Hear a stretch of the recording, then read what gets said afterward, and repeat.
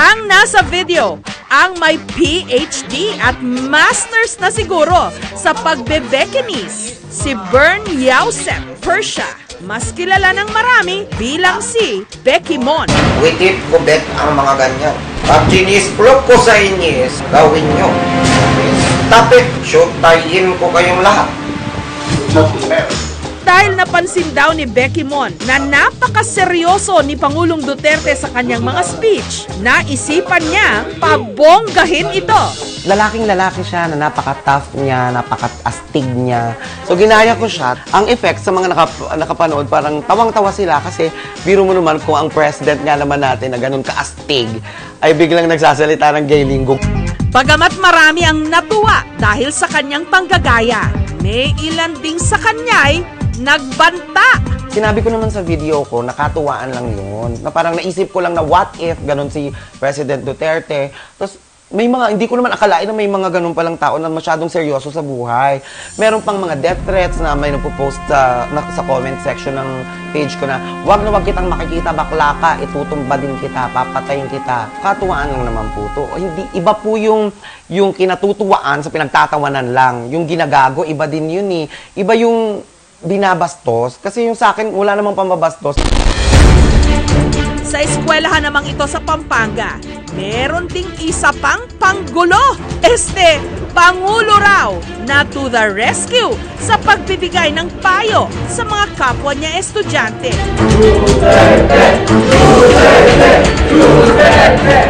Mr. President, ano pong gagawin ko?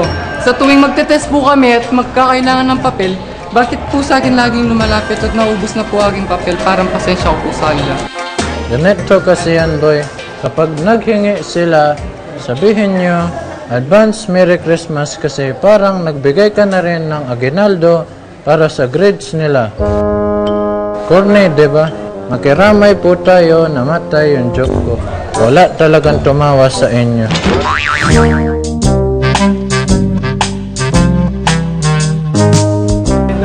Uy, bawal yan, ha? Bata-bata nyo pa, nagsushorta na kayo.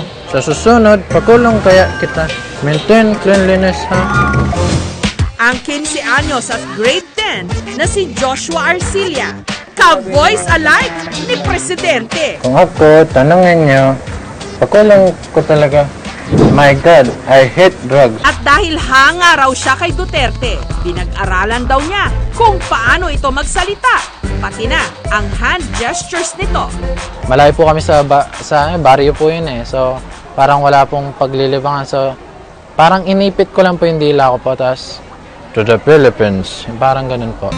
Pero kung meron daw talagang gustong paligayahin si Josh, ito yung kanyang ina na may sakit sa bato. Parang comedy time po pag ginagaya ko po siya para po sa nanay ko po. Kasi sa dialysis po niya, nahirapan po siya, may sakit po siya sa kidney, ganun po. Kesa naman po sa may problema na nga po, problemahin pa. Bunso sa magkakapatid si Josh, ang kinikita ng kanyang ama sa pagkakartero, napupunta daw sa dialysis ng kanyang ina. Kaya si Josh lalong nagsisipag sa eskwela. Nagtataekwondo rin siya at sa palakasang ito, naibalik daw ang kanyang self-esteem matapos siyang mabiktima noon ng pambubuli.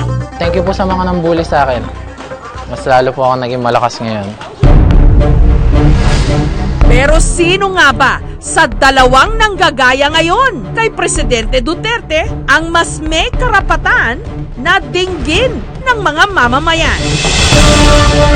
Kahapon lang, nagharap sina Do Ferty at si Inday Becky. Si Duterte man ang ginagaya ko. Si Inday Sara talaga ang peg ko. Magtatapatan para magbigay ng payong kababayan. Digong style. Hayop kang lalaki ka! Wala kang kwenta! Ang isasangguni, tamang-tama sa mga humuhugot ngayong umuulan, suliranin sa pag-ibig. Palakpakan for Duterte!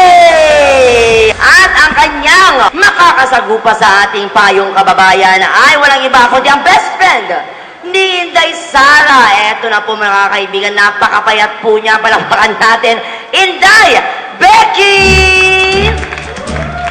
Ayan na. Eto na po, Tapatang Duterte. Unahin na natin si Kuya agad-agad. Inday Becky at President Duterte. Mm-mm. Meron po akong girlfriend.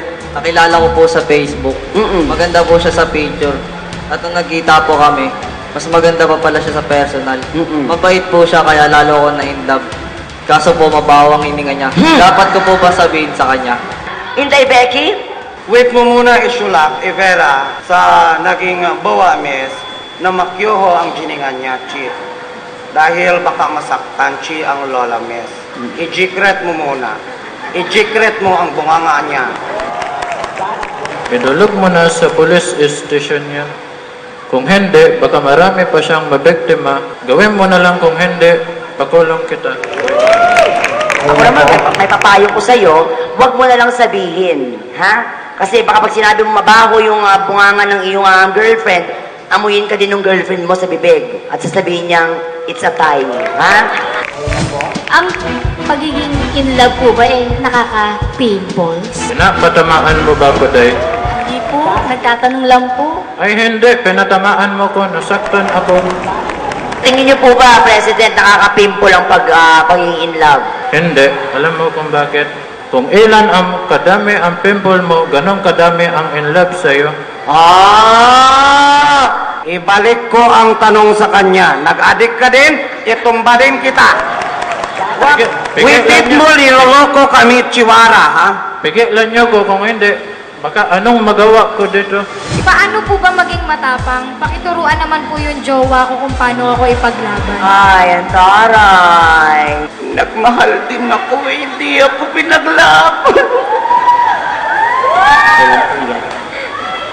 Sige, hindi, Becky, labas mo yan. Okay lang yan, labas mo na. Witit niya ako pinagnyoban. So, ano ko susugutin yan? Paano po kung nakabuntis po ako ng hindi ko jowa? Tapos yung jowa ko po hindi po alam na nakabuntis ako ng iba. Panagutan mo ang nabuntis mo. Magpakalalaki ka.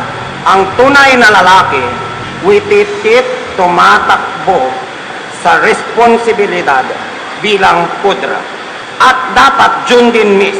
Pag witit mo ginundan ang ginubi ko sa iyis, alam mo na, shigbakin kita. Ganun din yung sagot ko. Ganon din, syumbakin yung pudra. Sugbakin kita dong. Para malaman kung sino ang tunay na nanaig sa puso at isipan ng mga mamamayan, dadaanin natin ang botohan sa pamamagitan ng pagtataas ng kamao. Duterte! 1, 2, 3, 4, 5, 6, 7, taas ang please.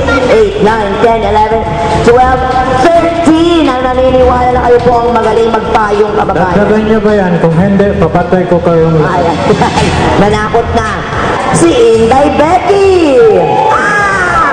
2, 3, 4, 5, 6, 7, 8, 9. Ang hatol ng sambayanan, ang mas nagbigay ng mga nakakatuwang payong kababayan. Ay walang iba kundi si Inday Becky! Inday Becky, dito po kayo sa gitna. Bongga bells kayo, programa China sa inyos. Ipatumba itis. Charot lang.